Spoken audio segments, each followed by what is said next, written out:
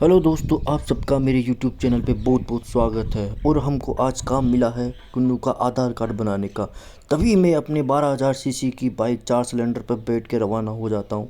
तभी रास्ते में मुझे कुछ श्रद्धालु नज़र आते हैं जो चलते चलाते न जाने कहाँ की यात्रा पे निकल जाते हैं। उसके बाद थोड़ा आगे जाने पर मैं देखता हूँ कि वाह क्या रोड आता है। तभी मेरी गाड़ी गड्ढे में फंस जाती है। ओह, तो मुझे याद आता है ये गड्ढा नहीं, ये स्पेस टेक्नोलॉजी से बनी हुई रोड है। मैं भूल गया, मुझे बाइक नहीं लेके आनी चाहिए थी, मुझे स्पेसशिप लेके आना चाहिए था। इसी बात पे गौर करता हुआ मैं आगे बढ़ता हूँ और देखता हूँ कि कुछ लोग चांद पे चलने की ट्रेनिंग यहीं पे ले रहे हैं, क्योंकि यह स्पेस का फील दे रही थी। ऐसी रोडों को देखकर मेरे मन में बहुत कुछ करने का मन हो रहा था, लेकिन मैं अपनी शक्तियों का गलत इस्तेमाल नहीं करना चाहता था। थोड़ा आगे जाने पर मैंने देखा कि यहाँ पे ट्रेनिंग केवल मैं ही नहीं कर रहा था, यहाँ पे और लोग भी थे जो चांद पे जाने की ट्रेनिंग ले रहे थे। मुझे लग रहा था कहीं मैं इन सब लोगों के पीछे ना रह जाऊं, इसीलिए मैं इन सबको चीर फाड़ करते हुए आगे निकलने लग गया। तभी मैं थोड़ा आगे गया और मुझे पता चला कि मेरा पैर तो पूरा चांद की मिट्टी में लपतप हो गया है।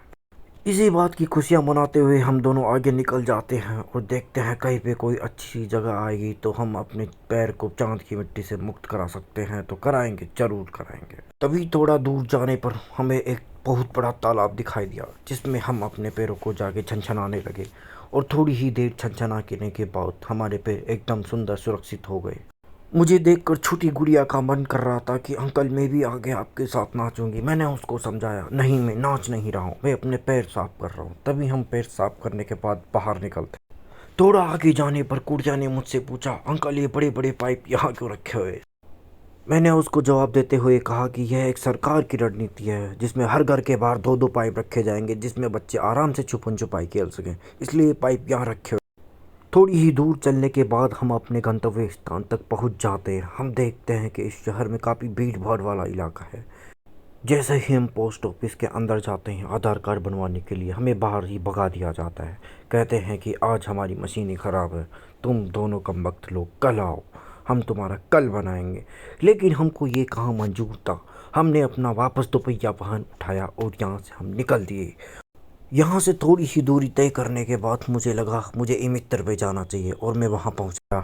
थोड़ी देर के बाद भैया हमसे परेशान होकर उन्होंने हमारा काम कर दिया और हमको हमारे कागजात अपने हाथ में दे दिए।